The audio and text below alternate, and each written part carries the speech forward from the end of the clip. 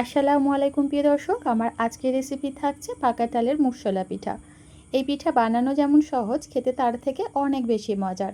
তুলার মতো তুলতুলে নরম, মুখে দিতেই মিশে যাবে। এই পিঠার এতই স্বাদ, একটা দুটোতে কারোর মনই ভরবে না, দেখবে যত খাবে ততই খেতে ইচ্ছা করবে।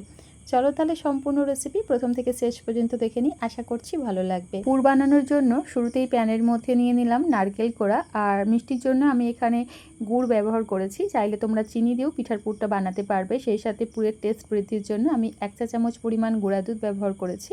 গুঁড়া দুধ দিলে পুরের টেস্টটা ভীষণ ভালো আসে। চাইলে তোমরা পরিমাণে আরও কিছুটা বাড়িয়ে দিতে পারো, দিয়ে দেখবে খেতে দারুণ লাগে। আর সুন্দর একটা ফ্লেভারের জন্য এখানে আমি 1/4 টিস্পুন এলাচের গুঁড়া ব্যবহার করেছি। সেই সাথে গুড় মেল্ট করার জন্য 2 চা চামচ পরিমাণ পানি দিয়েছি। তো চুলার ফ্লেম লো মিডিয়ামে রেখে অনবরত নাড়াচাড়া করে পুরটা তৈরি করে নেব। তো আমার কাছে এই পর্যায়ে পুরের মধ্যে মিষ্টিটা একটু কম মনে হচ্ছে, তাই 2 চা চামচ পরিমাণ চিনি অ্যাড করছি। চিনি অ্যাড করার পর পুরটাকে আরও কিছুটা সময় নেড়েচেড়ে পাক দিয়ে নেব, যতক্ষণ না গুড়ের পানিটা সুন্দরভাবে শুকিয়ে যাচ্ছে।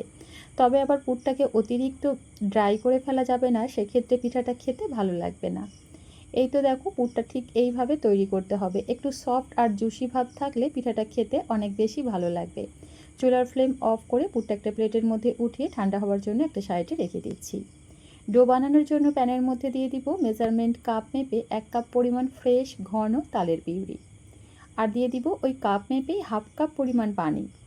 মিষ্টির জন্য দিয়ে দিচ্ছি 2 চা চামচ পরিমাণ চিনি, আর দিয়ে দিলাম স্বাদ মতো নুন। এবারে সমস্ত কিছু উপকরণ খুব ভালোভাবে নেড়েচেড়ে মিশিয়ে তালের পাল্পটা ভালোভাবে ফুটে ওঠা পর্যন্ত অপেক্ষা করব। যখন দেখবে তালের পাল্পটা ভালোভাবে ফুটতে শুরু করবে, সেই পর্যায়ে চুলার ফ্লেম একেবারে লোয়ে রেখে দিয়ে দিব ওই মেজারমেন্ট কাপ মেপে 1 কাপ পরিমাণ সুজি।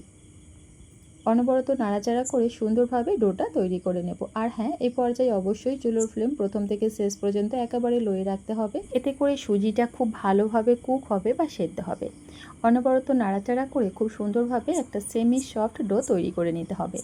এই ডোটা খুব বেশি শক্তও হবে না, আবার অনেক বেশি নরমও না। আশা করি ডোয়ের এই টেক্সচারটা তোমরা দেখেই নিশ্চয়ই বুঝতে পেরেছো। ঠিক এরকম একটা মিডিয়াম সফট ডো আমাদের তৈরি করতে হবে। এবার এই ডোটা চুলা থেকে নামিয়ে গরম অবস্থায় খুব ভালোভাবে হাতের তালুর সাহায্যে প্রেস করে করে মথে নিতে হবে। এতে করে ডোয়ের মধ্যে সুজির দানা দানা ভাবটা একদমই থাকবে না, পিঠাটা খেতেও অনেক বেশি ভালো লাগবে। তো প্রায় 2 থেকে 3 মিনিট সময় নিয়ে ডোটাকে খুব ভালোভাবে মথে একদম স্মুথ সফট আর মসৃণ করে নিয়েছি। ঠিক এইভাবে একটু সময় নিয়ে ডোটাকে মেখে নেবে। এবার এই ডো থেকে দুটো লেচি কেটে নিয়েছি, আর একটা লেচি নিয়ে বড় সাইজে রুটি বেলে নেব। অল্প একটু ময়দা ছিটিয়ে দিলাম, এতে করে রুটিটা বেলে নিতে সুবিধা হবে। আর এই রুটিটা খুব বেশি মোটা হবে না, একটু পাতলা করেই বেলতে হবে। আর এই তো রুটির থিকনেসটা দেখো, খুব বেশি মোটা না, একটু পাতলা করে বেলে নিতে হবে। এতে করে পিঠাগুলো খেতে অনেক বেশি ভালো লাগে। এবার একটা গ্লাসের সাহায্যে এইভাবে গোল শেপে পিঠার শিটগুলো কেটে নেব। আর এই প্রসেসে পিঠা বানানো আমার কাছে অনেক বেশি সহজ মনে হয়। একটা রুটি বেলে দেখবে একসঙ্গে অনেকগুলি পিঠা এক নিমেষেই তৈরি করে নিতে পারবে। আর এই প্রসেসে পিঠা বানালে দেখবে সময়টাও বাঁচবে, কষ্টটাও কম হবে। একইভাবে সমস্ত পিঠার শিটগুলোই সুন্দরভাবে কেটে নিয়েছি। আর এদিকে যে নারকেলের পুরটা আমরা বানিয়ে রেখেছিলাম, এখন খুব ভালোভাবে ঠান্ডা হয়ে গেছে। এবার এখান থেকে পরিমাণ মতো নারকেলের পুর এভাবে পিঠার মধ্যে রেখে দিব। তো দেখো বন্ধুরা, প্রতিটা পিঠার শিটের মধ্যেই আমি পরিমাণ মতো নারকেলের পুর দিয়ে দিয়েছি। এবার চলো ঝটপট পিঠাগুলো তৈরি করে নিই। আর এটা বলে বোঝানোর কিছুই নেই, আমরা সকলেই পিঠা তৈরি করতে জানি। শুধুমাত্র দুটো আঙুলের সাহায্যে চেপে চেপে পিঠার মুখটাকে ভালোভাবে বন্ধ করে দিতে হবে। এবার এই তালের মুখশালা পিঠাগুলো দেখতে আরও বেশি সুন্দর লাগার জন্য খুবই সহজ এবং সিম্পল একটা ডিজাইন তৈরি করে নিচ্ছি।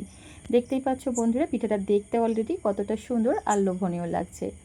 একইভাবে আরও একটা পিঠা তোমাদের তৈরি করে দেখাচ্ছি। যে সকল বন্ধুরা ভিডিও দেখতে দেখতে এই পর্যন্ত চলে এসেছো, প্লিজ একটা লাইক দিয়ে কন্টিনিউ ভিডিওটা দেখার চেষ্টা করবে। আর হ্যাঁ, রেসিপি ভালো লাগলে নিজের ফ্রেন্ড ফ্যামিলির সঙ্গে শেয়ার করো এবং অপরকে আমার ভিডিওটা দেখার সুযোগ করে দেবে। দেখতেই পাচ্ছ বন্ধুরা, এখানে কিন্তু আরও একটা পিঠা খুব সুন্দরভাবে তৈরি করে নিলাম। সেমভাবে সমস্ত পিঠাগুলোই তৈরি করে নিয়েছি।